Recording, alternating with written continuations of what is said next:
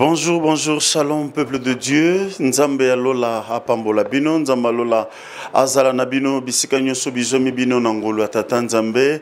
Ouais, c'est libisongolo d'être aussi parmi les vivants na mukola lelo. Tikete nzamba apambola bino tozi susu libaku malamu. Yako kutana na bino susu mukolo ya lelo. Na pesi vraiment bana nzambe nyonso mbote. Aujourd'hui, l'Éternel nous a donné quelque chose à partager Nabino ensemble. Raison pour laquelle Nathalie Libosu Nabino, Moussa Nabino, c'est le prophète Blaise Nkos, la bouche autorisée de Mouto Azuzana micro pour nous Sabino que aujourd'hui c'est votre jour, jour de l'espoir.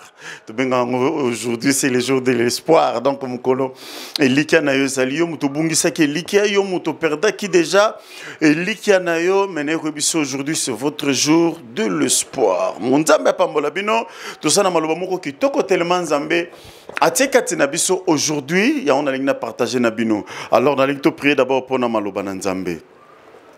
Seigneur Dieu de gloire, nous te bénissons car tu es notre Dieu. Merci pour l'occasion, merci pour la faveur. Nous sommes grandement reconnaissants pour tes bienfaits. Na pamboli peuple nyons oyo bazili bakumala makolanda yo. Pambola moto nyons ayuka yo. Pambola moto nyons soit disposé tanaye. Nzamba zala dessus te menzamba consolation. Consoler pe bondi samite ma moko na moko. Na baby si nyons zali mabungisa moini satana. Ezala na nguya moko te na vina banana yo. Na komba yesu ndeto bondeli tselobi. Amen. Merci banana nzambe, merci basali nyonso ya nzambe, ba nyonso excuse balanda kabiso na chaîne na biso ya comme lukole ya mi momesano EHP Media. Donc bisto zalakawana pona kopanza sango malamu nzamba pambola bino banso. Lelo nazolobela la réalité spirituelle dans nos familles. Bien aimé, c'est très important, c'est que je veux partager avec vous dans l'Issungia Molimo Santo. La réalité dans nos familles, c'est-à-dire les réalités spirituelles dans nos familles. Oui, mais pourquoi toujours le béla de réalité spirituelle dans nos familles? Oui, mais certains moments comme ma famille Nabiso, tous à la canelo comme tu héritaka. Oui, bien aimé, d'abord, Moutabo Sanate, qui est dans ma famille Oyoyo. Makile landanaka. Pourquoi mona ce qui moi na botami mona wana zalaka na symptôme ton na indice orao azwa miswa papa na ye non azwa munoko ya mama na ye. Pourquoi biloko wana? Ce sont des réalités spirituelles. Ça ba biloko ezali vrai.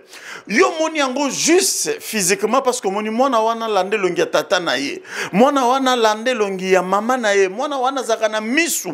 Mona wana zalaka na elongi to atambolaka. Mona wana azwa penza mobimba papa na ye. Donc ce sont des choses que ça na bakati ya famille na biso. Okoki kokima yango te, c'est parce que le fait que au botami na kati ya famille wana, bien aimé dans le Seigneur, laisse-moi vous dire, makila famille wana eza ko réclamer peyo. Mais aujourd'hui na ko yibiso ba réalité wana ke yo nzambe pa koki ko épargner yo, soko zuka kalitoi. Au pesinga ne fût que quelques minutes seulement. Tu ne seras jamais déçu. Vous savez, dans la même Bible, en réalité, dans l'homme, c'est l'esprit. Donc, c'est-à-dire que si nous avons il ne faut pas croire que le kola naza mokondi, il ne faut pas croire que le kola naza mbongo, diable a kozwa, a kobanga yo. Non. Non, ce qu'on s'est trompé bien aimé dans le Seigneur. C'est-à-dire réalité spirituelle, les allées ce qui a affecté yote, tiens na motuna yo et qui peut affecter banana yo. Parce que les alliés loko moko e uti na makila. Pour ne échapper à si le Fils de l'homme vous a franchi, vous serez réellement libre. Mais peut-être aujourd'hui, vous sambela, vous gêné, vous sala, mais vous avez franchi. Pourquoi? C'est parce que malobananza maintenant fandikati na bangote. C'est-à-dire il y a certaines réalités spirituelles où ils ont condamné nous bango. Parce que réalité spirituelle, les allées imposition à la famille. Non, par exemple, moi, on a quatre familles na biso. Babotabino, je suppose, babotabino 6 ou bien 7. Nga nakuta na famille wana maman moko babotama 7 aki maman na l'église. Babotama na famille à 7 personnes. Na famille à 7 personnes wana batikela bango loko babengi comment on appelle ça? Nkodia. Nkodia wana mutu nyonso soka fa azui yango. C'est-à-dire après quelques temps fort kufa. Alors soka kufi oya landi dans ce premier kufi, deuxième azui. Ce qui deuxième azui, troisième, ainsi de suite. Maintenant comme pas ya maman wana ya zalaki cinquième. Yoka témoignage au bien-aimé. Maman wana azalaki ko sambela. Tango yaya ne akufi, alors ba ko pesa nkodia. Bayebisie d'abord, batalisie bavantage non balbindengeza boyo kozwa mbongo, mbongo nyonso famille kozana maboko na yo, famille nyonso bakoya pe pa na yo. Ole batalisa yeke, ezali réalité spirituelle ya famille. Ata mbongo zoya, ezana ba réclamation oye ko se perkite na sima na yo. Non seulement yo mais bana no zana sima, bango nyonso bakozala affecté na esprit wana. Bien-aimé dans le Seigneur, or, na kati ya famille na soki muta simbi kodia. C'est-à-dire soki tango simbi yango na kati ya bana na yo moko boti. Il faut moi na moko za la sacrifier comme elembo ya pouvoir que yo na part na yo pe ondimi ko pesa, ondimi ko jo charge wana, il faut pesa o se sacrifier moi na moko. Or moi na moko no sacrifier et ça problème te il faut kufa non, c'est-à-dire sacrifier vie na ngolo banini. Soit a rozala mayele te soit il faut à la kizengi ou soit et l'or mora ya mabe fait passer na c'est passer na vie na et soka re panete ti akokola soka boti bana wana et le kwani fait landa bango et la maman elle est venue chez nous, on a commencé à prier. Tango to bondeli mama ibsinga lobi papa Blaise ngana okoka makambo te no linga te na sacrifier bana nga batu ebele ba sacrifier bana na bango à cause ya ba bien matériel batu ebele ba sacrifier bandeko na bango à cause ya ba bien matériel tozo benga le réalité spirituelle dans nos familles ça déjà na ba papa mosusu a sacrifier bana na ye ngana za na mwana na nga moko na église mwana mwasi wana sœur na nga wana azana âge ya 25 ans. Na âge à 25 ans, il kombo na été. Ça dit sera que classe a bossani makambu nyo so baloba na classe a komi ko lala komi ko déranger komi kizengi mais soka zongi na kati ya ndako mutakomi mayele mais soka komi ka na kati ya classe moi na mayele za lisusuté juste pour vous dire quoi rien na réalité spirituelle o s'est imposé na kati ya famille na bino. Alors na mukanda na nzambe na mukanda ya Ephésiens chapitre 6 verset nango il y a 12. Car nous n'avons pas lutté contre la chair et le sang, mais contre les dominations. C'est ça la réalité spirituelle. Ça dit que ça na esprit où ils ont dominé na kati ya famille na yo. Et même na kati na Bible makambo esalema. Boyebi histoire Rachel na Léa baloba be biso na famille na biso leki akoki ko bala liboso ayayate. Ce sont des réalités imposées dans nos familles. Baloba déjà na kati ya famille na bino moi si moko ta koki ko lata alliance. O bando zalaka ka moso bando vivre kaka ba divorce en cascade. Et ça na bato mususu ba atangelo ba divorce ça, bien aimé, tu ne peux pas imaginer. Ce qu'Atangeli Obasi a changé, tu ne peux pas imaginer. Question de ça qu'on s'est posé. Basi union so bazalaka mabe. Mibal union so bazalaka mabe. Non, moi je ne crois pas. Ce que ça dit, ata moko ya bien koko zangate. Mais tant qu'on se montre que situation nous allait toujours en répétition, comprendre qu'il y a certaines réalités spirituelles imposées. Neroma benga kinga singabi papa Blaise makambozo le beza tellement minene. Nabali déjà 4 fois. Na bala pe mibali ya mbongo. Mais mibali yango tozo umela na bangote. Mubali muso mona kota ko miko proposer même ndeko na ngai, moteme suki ngai na divorcer. Est-ce que wana pesa mabe? Na lobi oui eza mabe. Pourquoi? Parce que ezali une influence moko boy bo yo ko sala bien. Yango na pesa conseil na bana nzambe. Il ne faut pas kozala kolinga muto kobala muto yo yebite. Excuse. Bibala balonde pe bomisi bato belé. Bibala bala obotina muto maîtrisa bien te, obotina muto azaki na volonté nzambe te, OK bimana muto to moi si to mobile. Oyoyo oyebite na famille na bango, loi nini imposa bango ou soit condamnation nini bazana yango. Oyebi soki okebi manandoki. Tchango na mutu na yo, c'est mansandoki wane kote pa na yo. D'une manière à d'une autre. Oyebi soko bimina mutu oyoyo azana milimo mabe. Mutu azana semence ya mabe na vie na ye. Tango a transmettre yo semence yo zakatine pa na yo. Ya qu'il pleut qu'il neige aux affecter to par la langue. Alors comme conseil on peut sa bananzambe, il faut pas ko linga ko sala babiloko yoyo obimina n'importe qui surtout bato yoyo bandeko basio babimana mibale bele ba pas même identité na bon. Babanga plus sida, babanga ka sida infection. Mais laisse-moi vous dire, il y a des maladies oyezali plus que même yango. Otobenga ka maladie spirituelle. Ce qui mutozana ki ndoka peso maladie wana ya vina yo baby. Vina yo mobimbe baby. Obimana mwana mwasi moko botikala koyeba ete vina yo obina za na frère moko uto kufa mikolo yo. Excuse. Frère wana kufindeni. Frère wana fandi akutani na mwana mwasi na nzela. Yango bandeko na ngai bozala ka impressionné te na babie mater même des dollars des euros des livres sterling ainsi de suite bozala ka influencer na ngote. Ndeko na zala en Allemagne. Ndeko wana ake ko bima nandeko oyo atikala ko yeba te ko mona te amonika mwana mwasi kitoko oh mwana mwasi ne sakufaka déjà et si akufa na famille pe bayebi ka kufa mais ndeko mobali oyo azuye abimina lokola mwasi na mobali 3 jours après ba monaka mwana mobali sexe ya mobali ezo vimba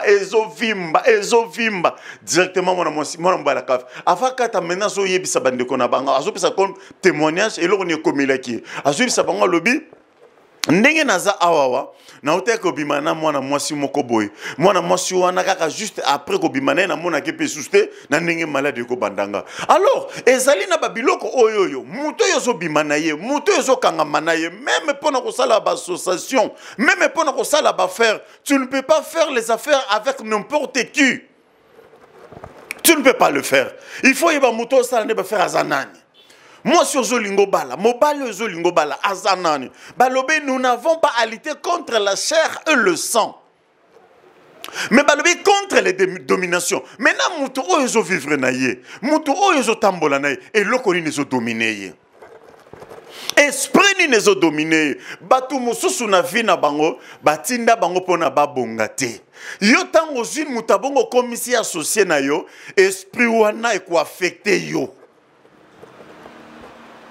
Tango si mutabongo tie pembeni na yo yango mona batu musuba komao ngana ye wana makopina ngatolata na bilamba tia bulata na bilamba oyebe loko ni ne fandi ne lamba kibo moto mobimba oye fandi ne lamba oyo komoko le belamba nange liye lenga elatinga omoninga oyebe esprit ni nous ko dominer na kata makambolo bawana soko yebi yango te bien aimé tu seras toujours ignorant yango moni da Bible nous dit ceci que vous connaîtrez la vérité et la vérité vous affranchira yo mutozola nanga place ozali esprit ni nous dominer banana yo esprit ni nous dominer mobile ozane na ndako esprit ni nous dominer moi si ozane na ndako moi si abala mais azala toujours na tendance ya kozonge pa na bango balobi obabi bitumba ya nzoto te ya makila te mais balobe ezali na milimo o eza ko dominer c'est ça les vraies questions tout ça ko se poser ba na nzambe et loko ni les dominer yo ni les dominer yo ozo sala activité oza pe na mbongo na yo moza ko s'en sortir te pour que ça la activité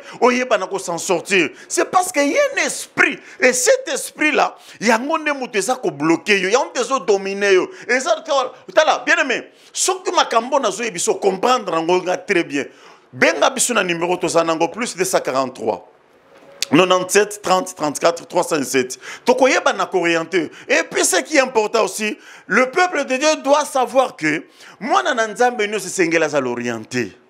Non seulement qu'on s'est limité à la prière, mais sengelo za l'orienter. Ni no koki ko sala, ni no koki ko salate. Kobala moi cité pour monier za mbongo, kobala moi cité pour monier aza kitoko, mais bala moi c'est par rapport à volonté ya nzambe. Bala mobali parce que ça na volonté ya nzambe ya oyebelo ko stango salango tango esa na volonté nzambe ozala toujours na réussite na Bible le ne soyez pas inconsidérés Bible dit, ne soyez pas inconsidérés, mais comprenez quelle est la volonté du Seigneur. Donc, il faut y avoir volonté en Nzambe par rapport à Makambo Izosala. Il y a Misalo Zosala, est-ce que c'est la volonté en Nzambe? Il y a Mobile Ozolingo s'engager naye. Il y a Mwasi Ozolingo s'engager naye. Est-ce que c'est la volonté en Nzambe? Donc, ce que c'est la volonté en Nzambe, laisse-moi vous dire, Obando Lukaka Bandoki. Obando Lukaka Bandoki. Obando Benga Basala Nzambe. Basala Nzambe pe le orientation ezala le sous-souté. Ba nengeni na orienter mututé. Ba bigara to bondela, oui, prier c'est bien bon. Moi aussi j'aime la prière, mais il faut l'orienter, ma soeur, mon frère. Tu dois être orienté par le Saint-Esprit. Parce que quand tu es orienté, bisiko zokendo, même, so tali bato ba betaka basket, bato ba boka 3 paniers. Tant zo boka avec précision et kende tina katia panier. Mais tant ils ont la maîtrise dans ngote yayo bano kataka banzadi. Bato belé ba katinzadi na katia bolingo. Bato belé ba katinzadi na katia ba faire. Eza na bato ebele bazobela maladi bazobela eza teke babwakeli mais eza na esprit moko asalaki nango alliance spirituellement ayeko vivre conséquence na yango na nzoto eloko nyonso eza spirituel ekonzaka oyo ezomonana na miso na bato mais ne eloko nini ezokonza yo place ofandi ye na moto mosusu aboti bana mais bana wana azosepela na bango te azoréjouir na bango te bana bakoma lokola bambanda na ye ye na esprit na kati na bango. Et ana batu oyoyo famille balobi ye akomona bolamu te lokola la kisibiso yenda salaka tokotala muomona mutazo sala membonga zo sima mona mutawale la même na zanga ta 10 euros. Ce n'est pas normal, bien-aimé dans le Seigneur. Comment tu peux trouver ça que tu manques même $1? Tu manques même 1000 francs? Non. Car la Bible nous dit, cherchez l'Éternel pendant qu'il se trouve. Invoque-le tandis qu'il est prêt. Nzamba za prêt. Mais il nous a orienté. Place nous koko lukela nzambe. Benga biso na plus 243, 97, 30, 34, 307 et 300 na orienté et puis to relaxa yo. Nzele sengelo sala afin que nzamba lola a exaucé yo. Ma sœur, mon frère, ozali a peut-être fandi na mbet hôpital. Peut-être ozananda ku malade lié yo mbongo. Okomolela ngaye na suka wapi malade lenga mbongo, malade lenga nzoto. Je vais te dire, il y a une femme dans la Bible, Bible Zoloba abeli depuis 18 ans. Il y a malade. Ah, ma sœur, mon frère, ma sœur, mon frère, Dieu est capable de rechanger la situation. Mais nous se poser question moko et l'oko ni nezo dominer kati na yo. Ni esprit ni nezo dominer na kati ya famille na yo. Yo kana bando tangelo balobi boy. Car nous n'avons pas lutté contre la chair et le sang, mais contre les dominations, contre les autorités, contre le prince de ce monde de ténèbres, contre les esprits méchants dans les lieux célestes. Contre les esprits méchants dans les lieux célestes. C'est-à-dire que les célestes sont les esprits qui dominent sur la terre. Et quand tu es dans la famille, papa belé sacrifier na bango. Papa belé. Et ba maman ebele pe ba sacrifier bana na bango bazwa mibali o babota na bango bana te bazwa mbongo wana bakenda ko lesa bana wana. Ce sont des réclamations. Ce sont les esprits de monde à ténèbres, babenga babi les esprits méchants dans les lieux célestes. Ozo mobali wana sundola utika na pasi na motema lokola zape moto misala mababi bana na ye baliaka mbongo nanga. Yoko lo bate ko tenga pe nazalaki mwasi na ye na bimaka na ye non yo bimaki ne na nzoto mais azo traiter makambo eza ya molimo. C'est le monde spirituel qui domine le monde matériel ou soit le monde physique. Yango zomona oboti bana bazala maelete oboti bana babela kaka ceux qui oyesili oyo mususu azui ceux qui oyesili oyo mususu azui mutu musaka sala même ba faire na ye na mbongo ya mabe na mbongo mutu ya mabe ya tango sali ba faire obandi ba faire na mbongo mutu ya mabe. Laisse-moi te dire okotika la ko progresser te ato simbi ba millions ato tongi ba immeuble bo pesa o sango ba immeuble ko yaki bo pesa o sango bana no bazala était mbongo ekeneka na minerval. Alors il faut faire beaucoup d'attention.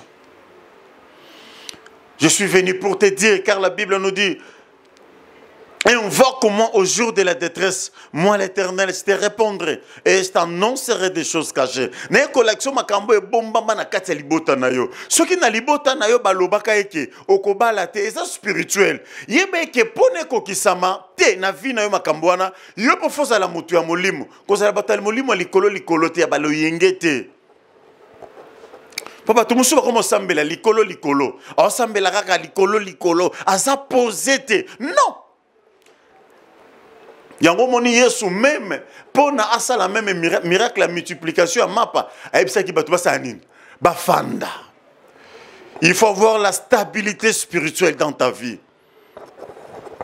C'est très important. Il faut avoir la stabilité spirituelle. On a besoin de miracle. On a besoin de délivrance. Yebana ko sala stable spirituellement. Nzamba ozanga te na pambola ya. Vraiment na komina suka ya message na nga, je crois bien message tellement belé.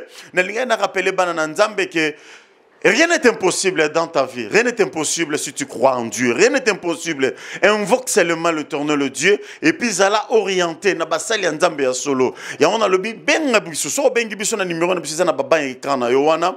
Soko bengi biso to orienté yo. Nino koki ko sali. Puis to yebisa yo. Ce sont des, on va te dire des révélations. Ou ko permettre yo au sala makamba avec succès.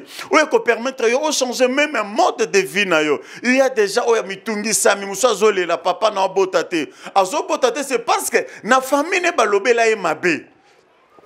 J'ai mon frère wana otskobala. Na kata famille a bali, famille a moi si on a balela. Banoko basilika.